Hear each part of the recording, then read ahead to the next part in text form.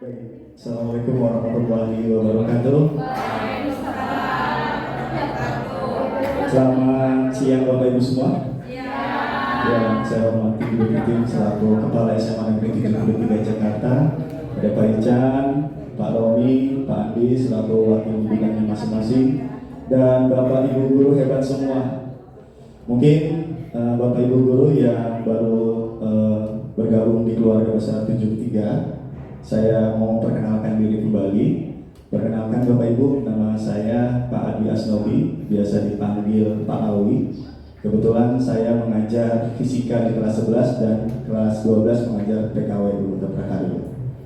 Mohon izin Bapak Ibu semua, ya, bukan maksud saya untuk mengajari, cuma sudah kewajiban saya nanti penerus-penerus saya juga di CGP yang angkatan-angkatan berikutnya itu merasakan hal yang seperti saya. Selama 2 bulan ke belakang Bapak Ibu, sedikit curhat lah kita ya. Ya, banyak sekali hal-hal yang memang membuka mindset saya Bapak Ibu, terutama dalam situasional yang ada di dalam sekolah, terutama dalam penanganan kasus, metode belajar, dan lain-lain tentang penanganan siswa juga. Nah, itu membuka pikiran kita lebih luas lagi Bapak Ibu. Yang sekiranya di awalnya saya hanya begitu aja, ternyata dari kumpulan para guru penggerak yang ada di Jakarta Utara itu banyak masukan ide-ide. Ya, dari ide-ide itulah yang nanti coba saya kembangkan, nanti akan saya coba tularkan, ya, sehingga SMA kita ini menjadi SMA yang unggul dari segala bidang. Amin ya rabbal alamin. Izinnya Bapak Ibu, saya sosialisasi sedikit, ya. Karena tadi Bu Titin sudah bilang bahwa setiap ada pembelajaran harus ada aksi nyata. Kebetulan aksi nyata di modul saya yang terakhir ini harus saya sosialisasikan kepada Bapak Ibu semua. Temanya ini Bapak Ibu, budaya positif di sekolah. Saya next lagi. Kenal nih Bapak Ibu, udah ada namanya. Comoran Bapak Ibu bukan? Jadi Bapak Ibu, pendidikan guru penggerak itu tidak jauh pada dasarnya menggunakan filosofi Ki Hajar Dewantara, ya, Bapak Pendidikan Nasional kita. Ya. Nah, filosofi Ki Hajar Dewantara ini Bapak Ibu, jadi ada 3 komponen dalam sekolah Bapak Ibu. Yang pertama guru, yang kedua adalah siswa, yang satunya adalah lingkungan sekolah. Kalau Bapak Ibu guru, menurut filosofi beliau, kita ini itu diabaratkan oleh sebagai jadi seorang petani atau tukang kebun. Kemudian anak murid kita sebagai apa? Sebagai bibitnya. Dan kemudian sekolah lingkungan ini kita anggap sebagai tanahnya. Jadi saya kasih pertanyaan, kalau mau bibit yang kita tanam menghasilkan bibit yang unggul, kita harus gimana Bapak Ibu? Kita harus pupuk, terus kita apa lagi? Kita siram, terus kita apa lagi? Kita rawat ya Bapak Ibu ya. Ya, ya. Itulah yang harus kita lakukan Bapak Ibu. Ya, tugas kita sebagai pendidik seperti itu. Ya, tadi Ibu juga bilang bahwa sekarang metodenya adalah student center, tapi jangan student center yang salah. Artinya ada sebagian besar mungkin dari Bapak Ibu guru yang student centernya udah lu belajar, ya kan, anaknya sendiri sampai kebingungan. Tidak seperti itu Bapak Ibu. Ya, tetap kita sebagai fasilitator, ya kan, fasilitasi anak-anak, kemudian kita bimbing mereka sesuai dengan apa yang mereka ingin. Bapak Ibu, saya ada pertanyaan sedikit nih. Bu Novi bisa share. Saya mau sharing Bapak Ibu mengenai pertanyaan yang ada di sini. Nanti pertanyaannya itu ada di dalam Mentimeter. Nanti bisa di-share oleh Bu Novi. Jadi saya mau ini ya Bu ya, mau survei sedikit ya. Pertanyaannya adalah, apa pentingnya menciptakan suasana positif di lingkungan Anda? Itu pertanyaan pertama. Nanti kita lihat. Saya mau sharing nih Bapak Ibu guru semua. Jadi nanti tinggal kita cek ya kan jawabannya ini dari Bapak Ibu guru. Memang tidak ada namanya, cuma saya pengen tahu aja jawaban dari Bapak Ibu guru. Yang kedua, bagaimana Anda menciptakan suasana positif di lingkungan selama ini? Sudah di-share Bu Nafi? Sudah di-share. Silakan Bapak Ibu, saya beri waktu sekitar mungkin 3 menitan. Di grup apa? Di grup dinas Bapak Ibu. Nah, jadi nanti saya ingin melihat nih jawaban dari Bapak Ibu. Siapa tahu nih dari sini bisa menggugah hati kita nih. Salah kan lu? Sudah? Tinggal diklik saja ya Bapak Ibu. Tinggal diklik, nanti tinggal jawab, dipresentasikan Bu Novi. Kan makanya info ya. Oke. Nah ini belum ada yang jawab. Oh, ini sudah. Oh, Sumbangan Chandra. Oke Bapak Ibu, 1 menit lagi.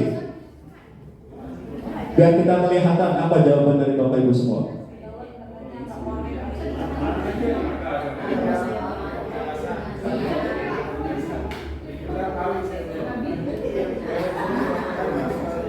Sudah? Oke, sudah ada yang jawab Bapak Ibu. Menjadi contoh tauladan bagi siswa. Oh, panggilan jiwa. Wah, bukan janji jiwa. Ayo ya. Kalau janji jiwa mah kopi. Ada lagi baru 2 orang Bapak Ibu. Oke. Mengajarkan kepada peserta didik untuk disiplin. Oke, Bapak Ibu. Terus berbagi ilmu dan mengajar materi yang harus dipahami peserta didik. Mencerdaskan anak bangsa.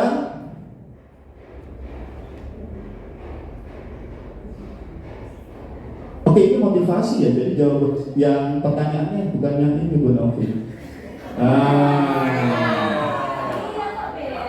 Pertanyaannya adalah yang pertanyaan 1 Bu Novi. Nah, oke, nomor 1 kita ulang ya.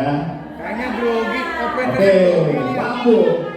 Ya, mohon maaf Bu. Oke, saya nggak perlu lama Bu, 1 menit aja Bu. Monggo Bu. Apa pentingnya menciptakan suasana positif di lingkungan Bapak Ibu?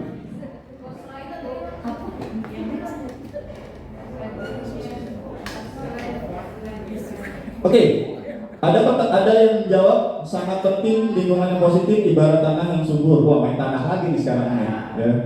Kemudian kita ibaratkan petani. Oke, buat nyaman. Waduh. Jawabannya singkat nih. Bu, jangan yang mikir-mikir susah-susah Bu, dan panjang-panjang, singkat aja Bu. Suasana kondusif dan untuk belajar agar peserta didik untuk siap belajar. Oke. 30 detik lagi. Jangan curhat ya. Sangat penting karena lingkungan membuat peserta didik menjadi nyaman. Oke, ada kata nyaman lagi. Ada kata lagi nyaman lagi di sini, nyaman kondusif. Oke, saya stop dulu ya karena waktu. Baik Bapak Ibu, memang penting ya ketika kita menyiapkan atau menciptakan suasana positif, pasti seperti ini hasilnya, menciptakan kenyamanan bagi siswa. Oke, saya 1 pertanyaan lagi coba. Bagaimana caranya Bapak Ibu? Sekarang di next lagi, saya pengen tahu. Nanti perkumpulan ini sebagai laporan saya juga nantinya.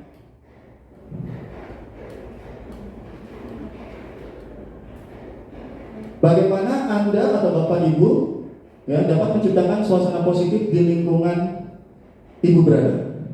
Dengan cara apa nih kira-kira?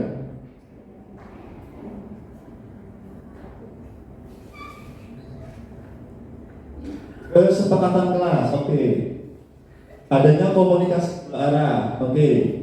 Dengan menjadi guru yang ramah, komunikasi, wah, oke. Saling memahami, cara senyum karena ibadah, jujuran, keterbukaan, transparansi dan lain-lain. Ini paling milih yang mana nanti nih? Ya, komunikasi yang baik. Oke, ada kesepakatan kelas, ya kan, komunikasi. Ada 2 poin dalam situ, ada komunikasi juga. Ya, berarti kalau saya tangkap poin yang paling banyak di sini adalah berhubungan dengan komunikasi. Ya, jadi untuk menciptakan lingkungan yang positif, ya, komunikasi yang positif juga yang harus kita kembangkan. Oke, sudah cukup Bapak Ibu. Nanti tinggal bisa aja lagi. Bu Novi masukin ke slide. Pindah ke slide. Oke.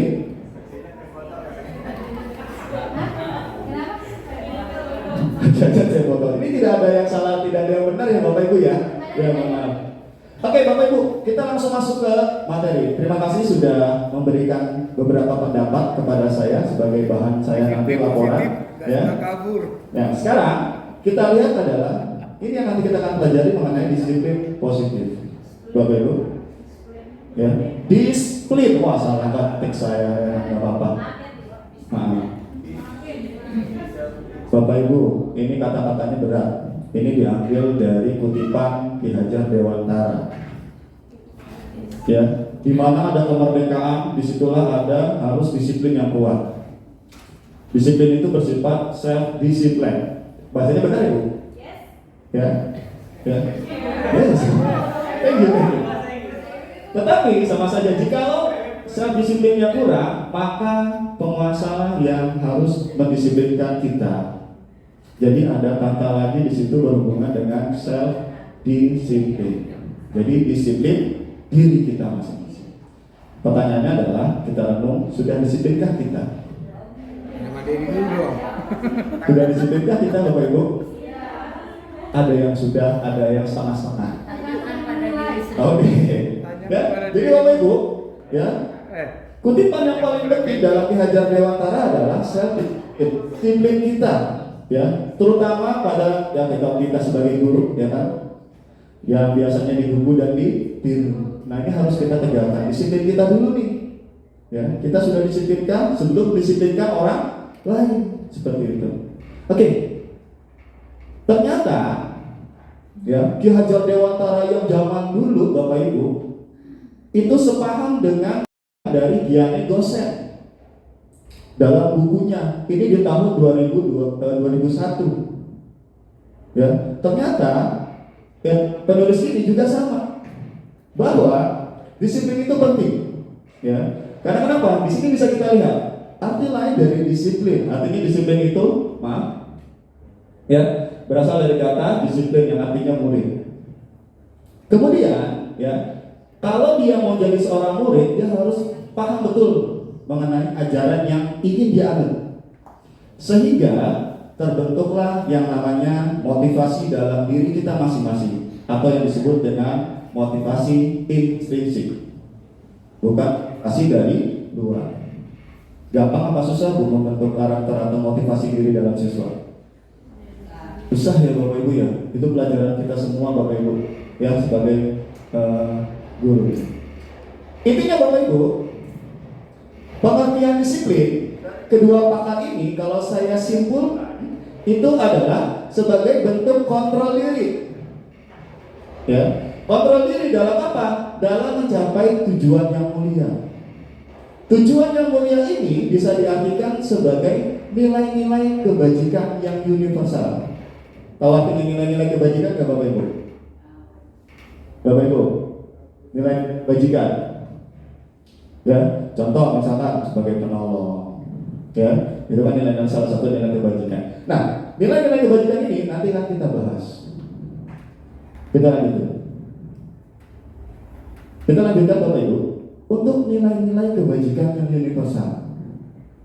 Ternyata nilai-nilai kebajikan ini sudah saya rangkum menjadi nilai kebajikan yang ada pada profil pelajar Pancasila. Ada berapa Bapak Ibu? Ayo jangan lihat. Ada berapa Bapak Ibu profil pelajar Pancasila? Pertama, ketuhanan yang Maha Esa. Terus berakhlak mulia, berbhinneka tunggal ika, gotong royong, berpikir kritis ya Bapak Ibu ya. Oke, saya lanjutkan lagi. Ini Bapak Ibu,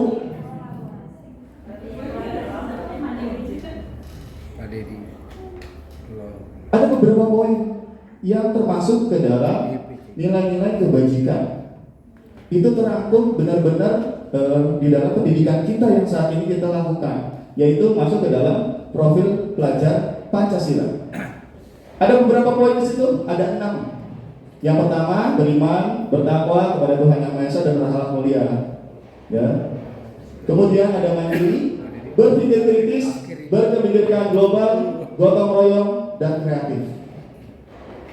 Ini terangkum dalam kurikulum kita sebenarnya Bu. terangkum semuanya. Sehingga dari pendidikan guru penggerak, coba kita tularkan lagi atau kita kembangkan lagi nilai-nilai kebajikan ini dari poin-poin ini nanti bisa kita breakdown. Yang termasuk mandiri ngapain aja, ya kan? Kemudian bernalar kritis ngapain aja, sampai ke kreatif ngapain aja. Itulah yang ada pada nilai-nilai kebajikan. Saya next lagi Bapak Ibu. Kita masuk ke dalam teori motivasi. Masih di link yang sama Bapak Ibu, ya. Saya minta Bapak Ibu menjawab kembali di poin yang ketiga Bapak Ibu. Nah, sebagai seorang guru Bapak Ibu hadir ya tepat waktu. Jadi konsepnya diri kita sendiri. Ya, kalau Bapak Ibu sudah mengajar tepat waktu hadir ke dalam kelas, motivasinya apa? Kira-kira nih coba kita cek. Satu, menjadi contoh tauladan bagi siswa. Oke, terus mana lagi nih? Panggilan jiwa, mengajarkan berbagi ilmu. Ya, waktu apa? Ada lagi nih, waktu adalah uang. Berat ini kalau waktu adalah uang. Kemudian menunjukkan semangat dan disiplin.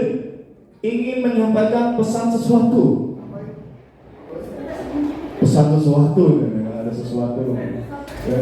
Secret mission ya. Oke. Hanya segini aja, hanya 8 orang. Oke, Bu Novi, lanjut dulu sebentar. Masuk ke. Baik Bapak Ibu. Ternyata, ya, ada 3 poin yang mendasari motivasi kita sebagai manusia. Jadi ada poin dari motivasi tadi yang Bapak Ibu sebutkan, termasuk gak ke dalam sini. Jadi kita next lagi. Ada 3 motivasi perilaku manusia Bapak Ibu. Yang pertama, nah tadi adalah poin yang begini. Untuk menghindari ketidaknyamanan atau hukuman, pasti ada. Ya Bapak Ibu ya. Jadi dia merasa, gue takut dihukum. Rasa hukuman itulah adalah menyebabkan ketidaknyamanan dalam diri seseorang.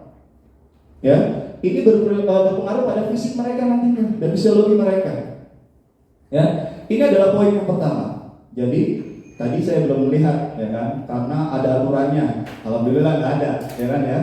Saya next lagi Bapak Ibu. Apa bilang di situ?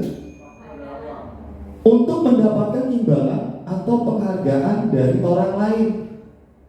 Ini salah satu juga alasan dia, motivasi dia. Ya. Kemudian, untuk menjadi orang yang mereka inginkan dan menghargai diri sendiri dengan nilai-nilai yang mereka percaya. Bapak Ibu, dari 3 poin ini mana yang kira-kira menurut Bapak Ibu yang superior? Yang paling bawah. Ya. Coba nanti kita renungkan lagi Bapak Ibu. Kita coba menggali motivasi yang ada dalam diri kita. Jangan sampai motivasi ini yang ini nih Bapak Ibu. Ini kita jauh-jauhin nih Bapak Ibu nih kalau bisa. Coba sekarang ya, mulai sekarang atau mungkin Bapak Ibu sudah menjalankan. Motivasi kita ya sebagai manusia adalah ini, untuk menjadi orang yang mereka inginkan, menghargai diri kita sendiri dengan nilai-nilai yang mereka percaya. Bapak Ibu ya. Jadi jangan sampai nomor 1 dan nomor 2. Oke, saya next lagi Bapak Ibu. Kebetulan saya di kesiswaan Bapak Ibu, berhubungan sama ini. Dapat modul yang berhubungan ini juga. Ya. Akhirnya pemikiran saya berubah, mindset tentang anak Bapak Ibu. Ya, anak yang biasanya di depan kita ada istilah hukuman, ya hari ini nanti Bapak Ibu kita bahas di sini. Ya. Nah, untuk yang selanjutnya Bapak Ibu, ini berhubungan dengan teori hukuman, konsekuensi, dan restitusi. Apa bedanya? Nanti kita Bapak Ibu ada kasusnya kayak gini Bapak Ibu. Coba. Iva kurang menguasai pelajaran matematika, sehingga pada pelajaran saat tersebut berlangsung dia lebih diam diri atau menggambar di buku pelajarannya. Pada saat guru matematikanya Pak Seno, namanya Pak Seno, ya, bukan Pak Dedi, ya kan ya, menanyakan pertanyaan pada Iva, dan Iva gugup dan tersengaja menjatuhkan tasnya dari kursi. Ya, tiba-tiba jadi gagap saat seluruh kelas pun tertawa. Iva bicara tergagap-gagap dan terkejut tersebut. Pak Seno pada saat itu membiarkan teman-temannya menertawakan Iva. Ya, lalu meminta Iva untuk maju ke depan dan berdiri sambil menunjuk hidungnya. Ya. Kemudian kelas pun menjadi gaduh dan anak-anak pun tertawa melihat Iva ya di depan kelas menunjuk ujung hidungnya. Ini adalah kasus Bapak Ibu. Ya. Pertanyaannya adalah, apakah Anda setuju dengan tindakan Pak Seno terhadap Iva? Mengapa? Nanti saya minta pendapat dari salah satu Bapak Ibu. Yang kedua, menurut Anda tindakan Pak Seno itu disebut dengan hukuman atau konsekuensi? Saya kira Bapak Ibu satu orang yang bersedia menjawab pertanyaan-pertanyaan ini. Mungkin Bu Sri Rezeki. Nggak usah pakai itu. Oh ya, mau pakai ini.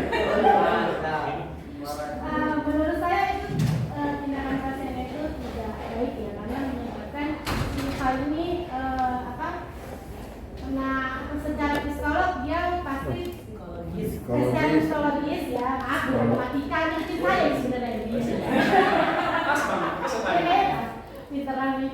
Jadi secara psikologis si Iva ini udah kena mentalnya ya, karena kan pasti dia malu dong dan dia nggak bisa dipermalukan umum ya. Dan kalau menurut saya pasien ini adalah bukan konsekuensi tapi hukuman ya. Kalau konsekuensi kan sebelumnya pasti udah ada yang namanya konsekuensi. Setahu saya itu adalah ada perjanjian sebelumnya. Sekarang berarti konsekuensi harus dia terima. Tapi ini hukuman yang seharusnya tidak dilakukan. Apalagi dia perempuan ya, mungkin kalau saya jadi Iva mah udah nangis-nangis nggak jelas gitu. Oke, tepuk tangan dulu dong buat Bu Sri.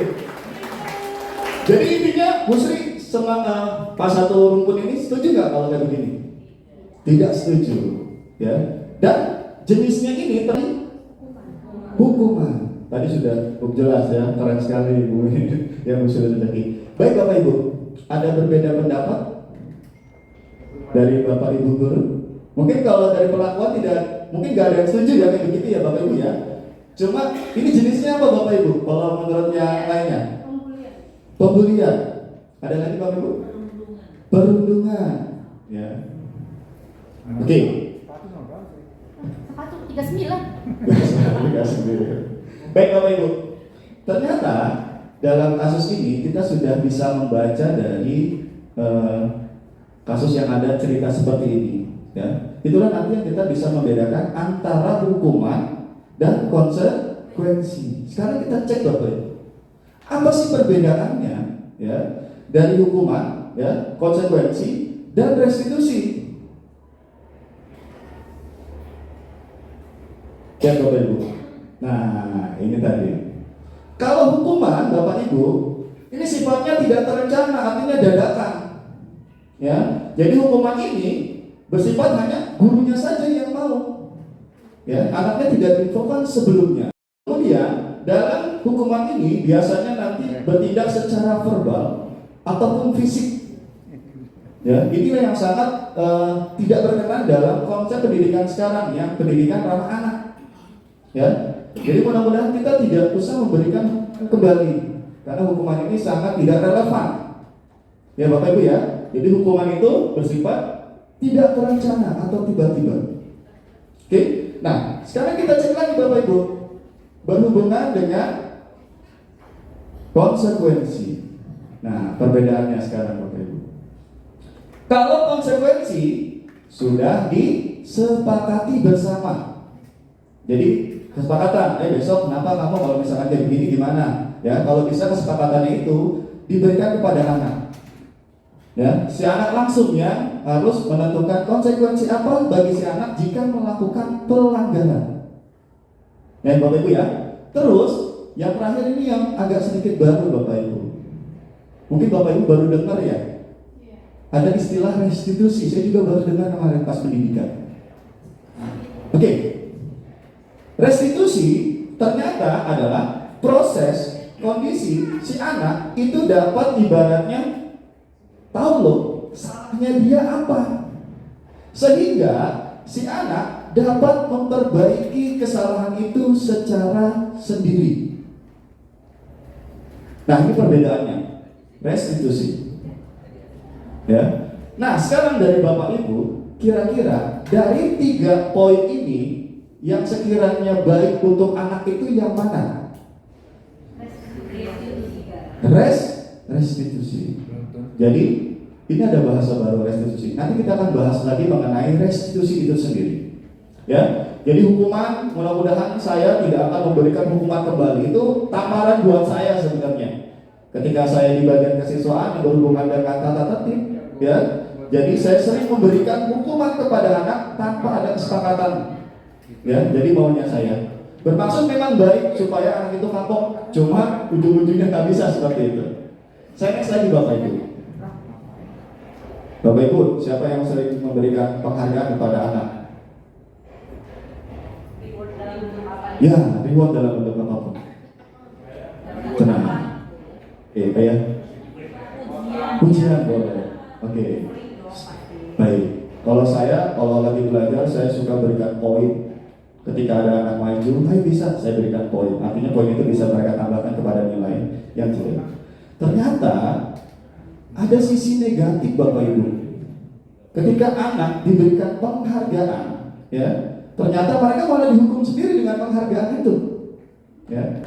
Bapak Ibu perhatikan. Ini saya ambil beberapa poin yang biasanya sering dalam kehidupan saya sendiri. Yang pertama, ya, ini mungkin ada pengaruh jangka pendek yang mungkin bisa kita lihat. Nah, yang paling penting ini Bapak Ibu, ya, ternyata memberikan penghargaan kepada peserta didik dapat merusak hubungan. Ini saya tergantung dari anaknya ya Bapak Ibu ya. Ya, ternyata gini Bapak Ibu yang setelah saya pelajari, berikan hubungan ketika ada seseorang yang dipuji, maka ada sisi anak yang lain yang merasa iri. Ya. Jadi merasa iri, jadi berhubungan. Sering nggak Bapak Ibu gitu? Ada yang berikan penghargaan, ya. Nah, terus lagi Bapak Ibu, ini yang fatal Bapak Ibu, kreativitas siswa. Berbeda ketika anak kita berikan penghargaan ataupun dengan hasil yang dia kerjakan, itu terjadi perbedaan Bapak Ibu. Ya. Ini salah satu bentuk contoh penghargaan yang mematikan kekreatifan siswanya. Oke, jadi Bapak Ibu silakan kalau Bapak Ibu mau memberikan penghargaan yang sewajarnya saja, ya. Kalau saya sih melihat ya mana yang baiknya saja dari situ. Oke, kita next lagi ya Bapak Ibu ya. Nah, ini keyakinan kelas Bapak Ibu.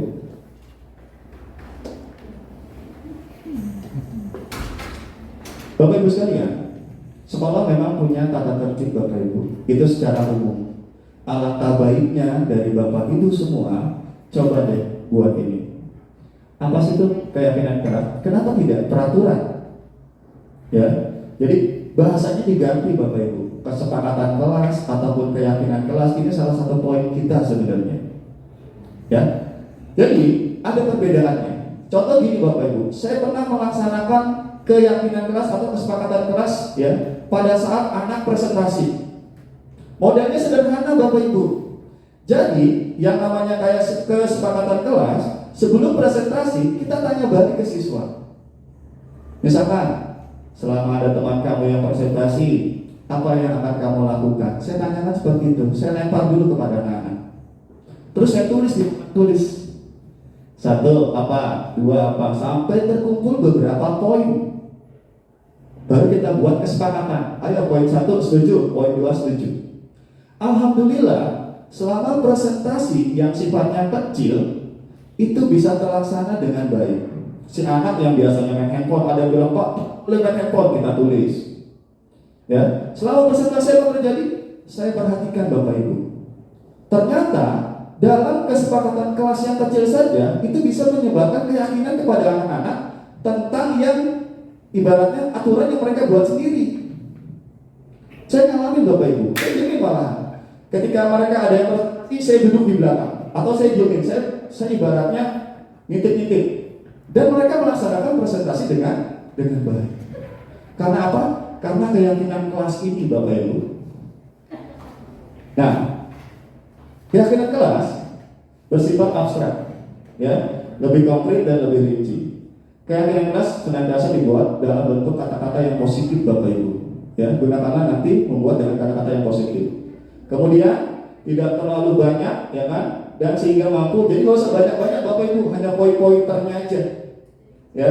Kemudian dapat diterapkan dalam lingkungannya. Kayak tadi saya pada saat presentasi misalkan, saya melakukan seperti itu. Kemudian, ya, semua warga kelas dan ikut berkontribusi. Jadi seluruh kelas dia meninjau kembali. Jadi setelah itu saya evaluasi tentang keyakinan kelas Bapak Ibu presentasi. Ya, alhamdulillah anak-anaknya mengikuti sesuai dengan keyakinan mereka masing-masing. Selanjutnya Bapak Ibu, kebutuhan dasar manusia. Nah, Bapak Ibu, kita sebagai manusia pasti punya poin-poin yang ada di sini Bapak Ibu. Ada berapa poin sih sebenarnya dalam kebutuhan dasar manusia? Kita cek Bapak Ibu.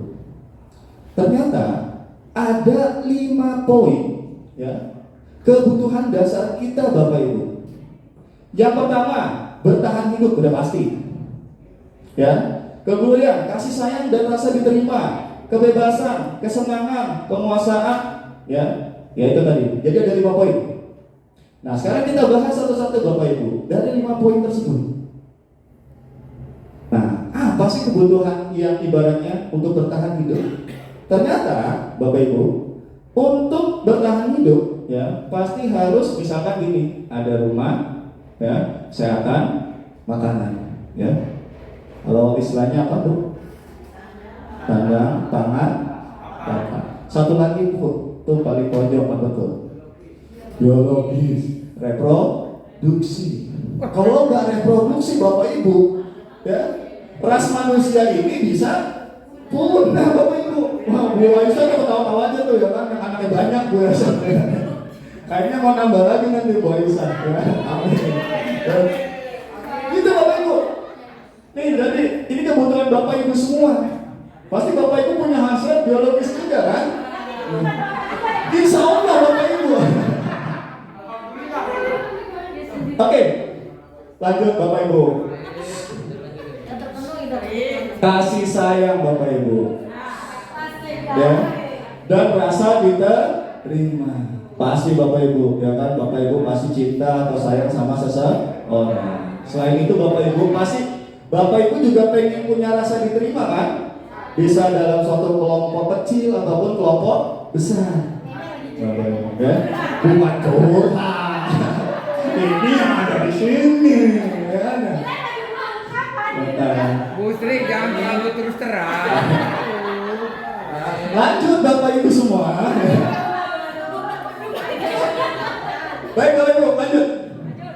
Penguasaan Bapak Ibu, kebutuhan pengakuan atas kemampuan kita. Bapak Ibu punya pengakuan, punya kemampuan, pasti mau diakui. Ya, inilah salah satu ibaratnya kebutuhan kita juga. Ya, terus selanjutnya apa? Kebebasan, kebebasan untuk memilih sesuatu. Ya, terus yang terakhir adalah kesenangan Bapak Ibu, bukan kesedihan. Tapi kita mau kesenangan. Kesenangan orang pasti beda-beda dan caranya juga beda-beda. Oke Bapak Ibu, next. Kesenangan. Kita tidak boleh menjasar. Mungkin ini salah satu kebutuhan dasar yang nomor 5 tadi. Kesenangan, Bu Polo pulang cepet. Ya. Selamat datang Bu Polo. Rusak itu. Hah? Kalau saya kesenangan itu saya biasanya hobi main bola Bu. Main apa lagi saya main positif aja. Sama main lato-lato.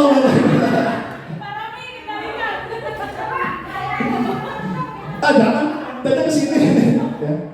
Bapak Ibu, perhatikan. Kita masuk ke.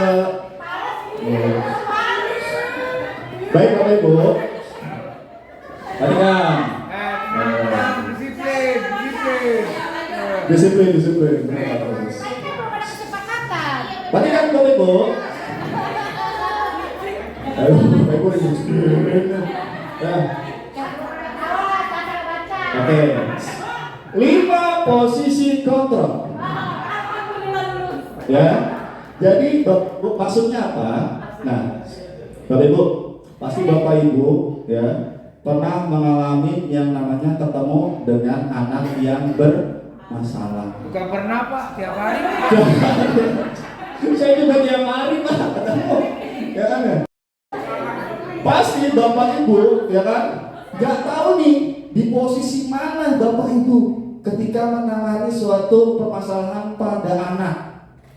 Nah, kita lihat Bapak Ibu ada di posisi mana nanti di sini. Sekarang lihat, ada 5 Bapak Ibu. Yang pertama penghukum, pembuat rasa bersalah, kemudian sebagai teman, pemantau, sama judge.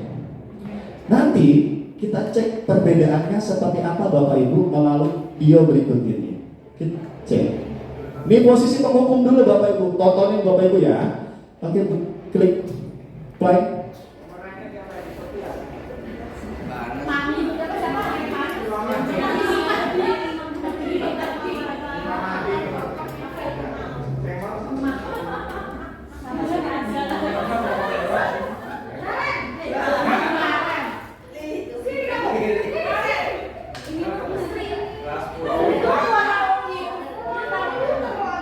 itu kayak Santi.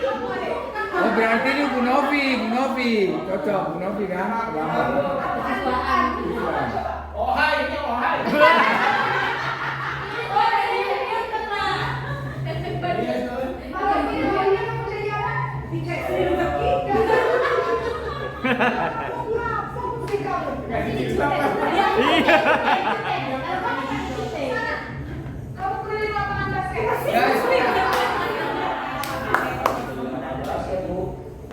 Bawi dulu kayak gini ya Bawi ya? Berani-beraninya jawab. Sudah terlambat, masih berani jawab pula. Wah berarti gue pulang.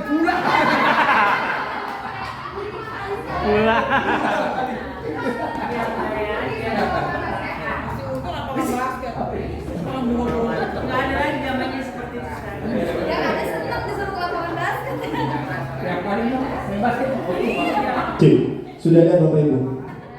Ini salah satu contoh penanganan pada saat posisi penghukum. Dari video tadi Bapak Ibu, sekarang kita analisis ciri-ciri. Nanti dari Bapak Ibu yang modelnya begini nih. Satu, ciri-cirinya apa tuh?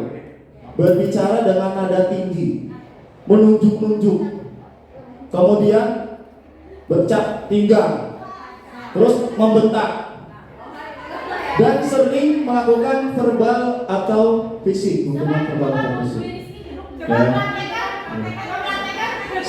Bapak Ibu, ini posisi penghukum. Dampaknya apa Bapak Ibu? Ini bahayanya nih Bapak Ibu. Ternyata baru sadar kenapa anak-anak pada rada-rada kesel sama saya. Ternyata ini Bapak Ibu, murid menjadi pendendam. Dendam Ya. itu kan nggak baik. Ya bagus itu betul. Dan tidak menyukai guru atau mata pelajaran yang diampunya. Jadi ini bahaya Bapak Ibu. Besok-besok jangan ini lagi Bapak Ibu. Ya, saya juga sudah mulai berubah supaya tidak jadi posisi penghukum. Ya, oke. Saya tulis lagi Bapak. Sekarang kita bedain yang membuat rasa bersalah Bapak Ibu. Kok dia lagi Pak? Main Pak? Nggak ada lagi Bapak, terus itu dulu.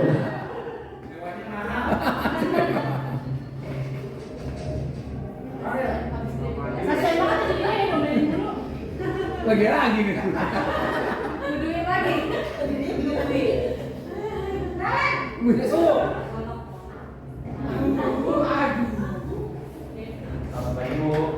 Naren. Kamu Naren lagi nak. Ya Tuhan Naren.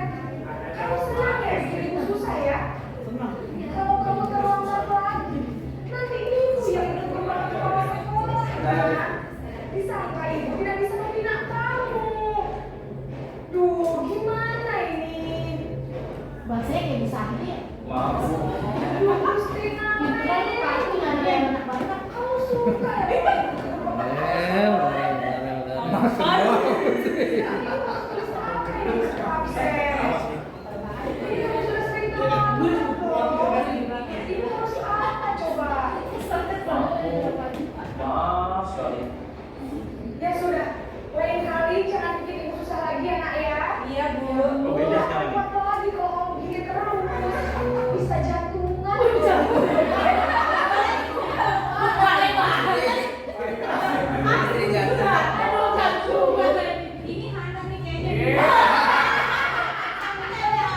Bapak Ibu ada yang kayak gini nggak?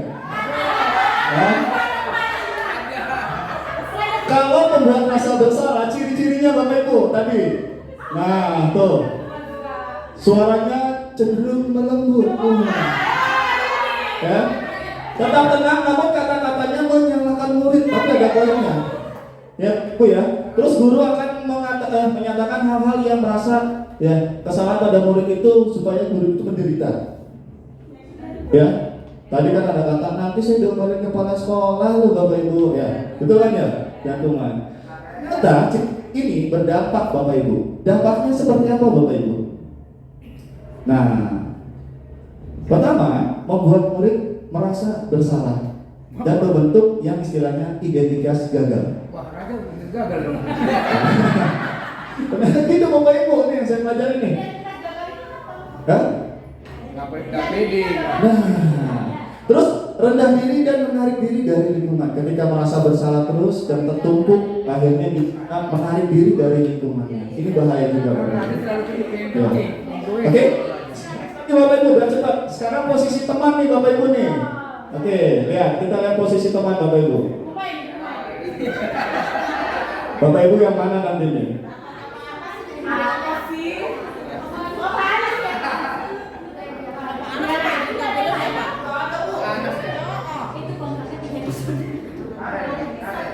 Nama duit dong dia. Lagi kok kelima. Wah, sudah jam berapa ini nak? Gak ada di sini, gak ada. Gak ada di sini, gak ada. Ibu saya lupa membangunkan saya, Bu. Kamu malah menyalahkan ibu kamu. Berarti masih dong. Iya, Bu. Saya memang terlambat bangun tadi. Jadi, biarpun saya lari kencang, tetap gak kencang, Bu. Ya sudah sana. Nanti lain kali larinya lebih kenceng lagi. Ayo latihan dulu. Selamatnya pakai pisau manis sih. Bisa. Unreal nih, gak ada. Unreal.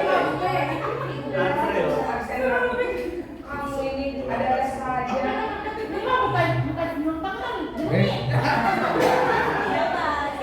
Bapak Ibu, kayak gini lagi nggak Bapak Ibu? Ternyata Bapak Ibu ini yang berhubungan dengan posisi sebagai teman Bapak Ibu. Ciri-cirinya kita cek Bapak Ibu.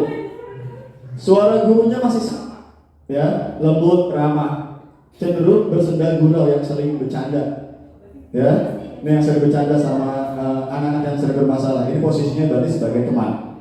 Nah, ternyata ada dampaknya Bapak Ibu.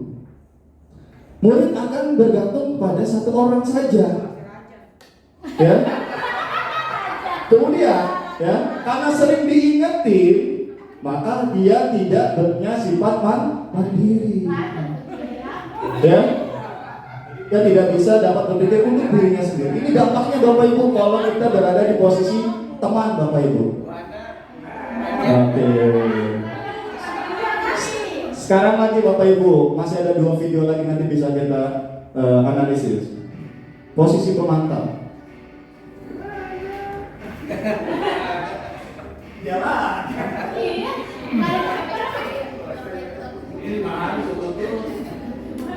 Bajunya sama lagi ya.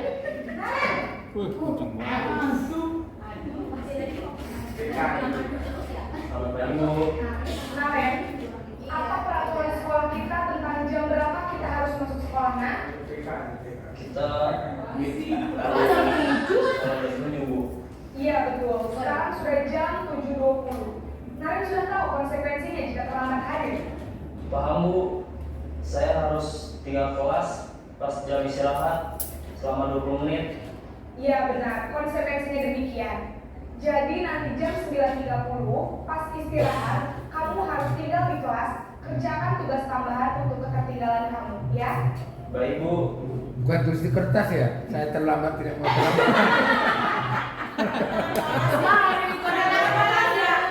Makin kesini makin beda ya Bu ya. Poinnya ya Bu. Nah ini posisi monitor Bapak Ibu. Ciri-cirinya kita lihat dari video tadi Bapak Ibu. Oke. Seorang pemantau biasanya suaranya datar, ya. tidak emosional dan tidak bersedar gurau. Jadi kayak tadi Bapak Ibu. Kemudian ya tercipta identitas positif, ya kan. Kemudian pemantau senantiasa memantau, ya. Pada saat diberikan sanksi, guru senantiasa mengawasi. Nah, ada dampaknya ternyata Bapak Ibu. Setiap posisi ini pasti ada dampaknya. Dampaknya apa sekarang? Ya, dampaknya murid akan menghitung ya konsekuensi dan hadiah tanpa memahami sepenuhnya nilai kebajikan. Jadi dia hanya minta udah dapat mengetahui besok gua harus kayak begini, besok harus kayak begini, seperti itu. Nah kemudian tidak sepenuhnya mandiri ternyata Bapak Ibu. Ya, masing-masing bergantung pada seseorang. Nah sekarang yang terakhir Bapak Ibu, perhatikan posisi Manajer. Manajer, manajer.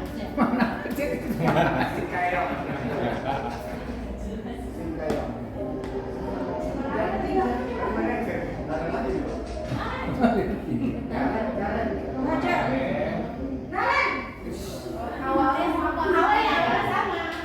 Aduh. Ini harus pagi Naren. Ada yang bilang yang berubah. Bu, saya terlambat. Iya, sekolah masuknya jam 7, sekarang sudah jam 7.20. Jadi sekarang bagaimana ini Naren? Maaf Bu, saya lupa setel alarm saya semalam. Banyak kali alasan kau nih. Kira-kira sekolah yang mana yang perlu kamu tingkatkan? Menghargai diri sendiri dan Wih. orang lain.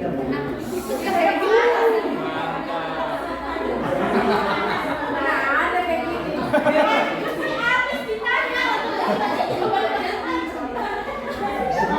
Bagaimana kalau memperbaiki masalah terlambat? Saya akan coba untuk tidak lupa menyetel alarm saya Bu. Baik, kalau Naren lupa menyetel alarm di rumah, Itu namanya mami ada beritu kerajaan presiden. Ada Bu, kirim dulu kakak saya. Hai Mak. Netizen. Selain Kak Emma, Oh, tadi Eva, tadi Mar. Baik.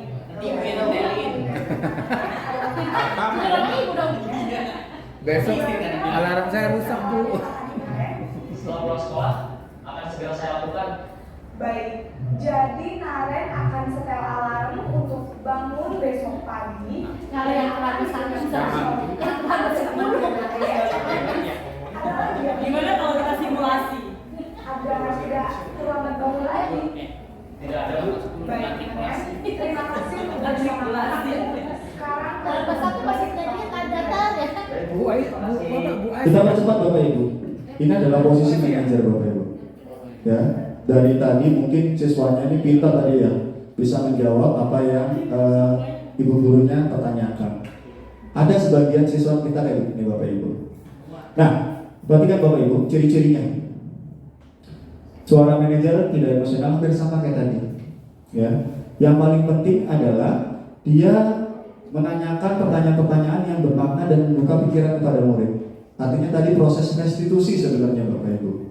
Ya, dia membimbing dan memecahkan permasalahan sendiri. Ya. Nah, apa dampaknya Bapak Ibu? Murid jadi lebih mandiri dan percaya diri dan dapat memecahkan masalahnya sendiri. Dari keseluruhan ini bisa disimpulkan bahwa posisi mana Bu yang lebih baik? Posisi manajer. Ya, jadi mudah-mudahan Bapak Ibu bisa nih ngikutin posisi manajer seperti ini. Terakhir Bapak Ibu mengenai segitiga restitusi Bapak Ibu. Kita tadi belajar di posisi manajer mengenai restitusi. Sekarang ada istilah yang disebut dengan segitiga restitusi. Kalau ada hubungan segitiga berarti hanya ada 3 sisi, artinya 3 tahap saja dalam proses restitusi. Kita cek Bapak Ibu. Nah ini beda nih Bapak Ibu. Ya, Bapak Ibu ini terutama ya kalau menemukan masalah yang curhat kepada Bapak Ibu. Kita lihat baik-baik video ini. Bukan Naren lagi Bapak Ibu. Ya, ini kayaknya busur rezeki ini. Oke kita cek. Oh iya. Dia sendiri ngapain? Kan kuliah.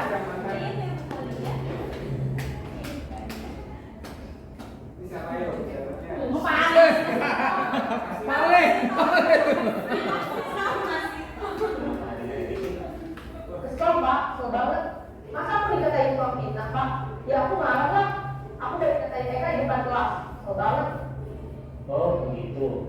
ya pasti kamu merasa kesal.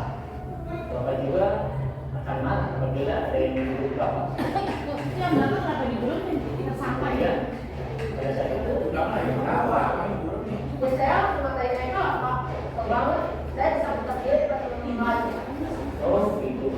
Pasti kamu melakukan Anu sih, kayak Anu sih, kalau Anu sih. Iya lah, saya dia Makanya laki-laki. ya wajar lah.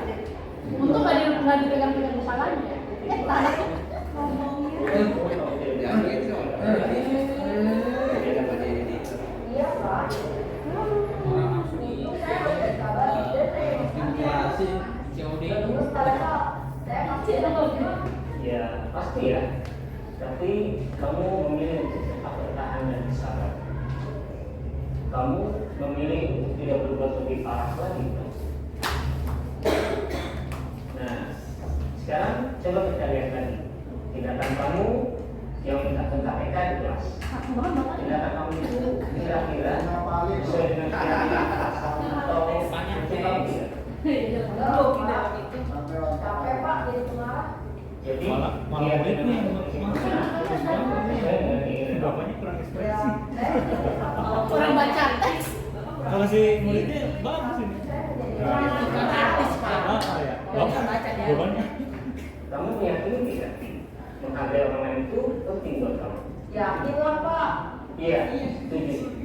Kita harus saling menghargai. Datang, bagian ekspresi. Ada juga keyakinan yang kita sepakati. Latihan masuk tek. Oh iya. Apabila kita Kamu sama, udah mulai ada ekspresi. Ya, saya bisa lebih proaktif mulai dengan diri sendiri. Saya bisa jadi sabar. Iya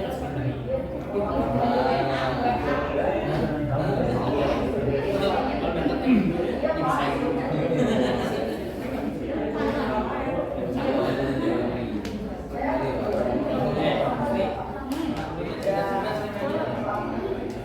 iya, menurut kamu bagaimana? Iya, mau anak ini. Baiklah, yuk kita dengarkan bagaimana memperbaiki masalah ini.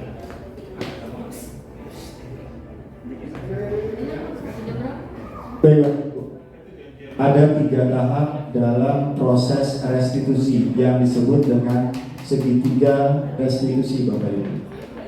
Ya, yang pertama, Bapak.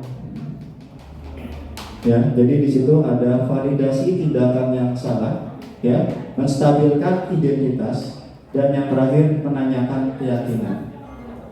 Jadi ada 3 tahap ini, Bapak Ibu, supaya kita bisa menggali potensi anak, ya, yang tadinya bersalah, tiba-tiba dia tahu salahnya apa dan solusinya bagaimana, Bapak Ibu.